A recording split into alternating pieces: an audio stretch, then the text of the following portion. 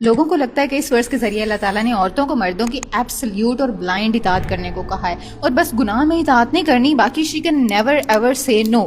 لیکن that's not what this verse is about. Surah Nisa کے ساتھ میں جب اللہ تعالیٰ نے نیک عورتوں کی خصوصیات بیان کی ہیں نا، تو سیکنڈ پہ آتا ہے کہ وہ قانتات ہوتی ہیں. اس کا روٹ ورڈ بھی قنوت والا ہی ہے، جس کا مطلب ہے خلوص، عاجزی، ڈیووشن کے ساتھ فرما برداری کرنا اور عبادت کرنا.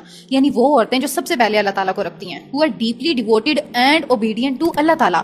بہت سے لوگوں کو لگتا ہے کہ اس کا مطلب صرف اتنا ہے کہ عورت نے مرد کی ایبسلیوٹ اطاعت کرنی ہے، لیکن سورہ احزاب میں اللہ تعالیٰ نے یہی بات نیک مردوں اور نیک عورتوں کے لیے کی ہے. سو یہاں اس کا میننگ یہ آتا ہے کہ صالحہ عورتیں اللہ کے سامنے ہمبل ہوتی ہیں، اپنے کریکٹر میں سنسیئر ہوتی ہیں اور اللہ کی فرما بردار بندیاں ہوتی ہیں. اور جو حدیث میں اطاعت والی بات آتی ہے نا، وہ ہے معروف کاموں میں جو ethically, culturally and Islamically acceptable who.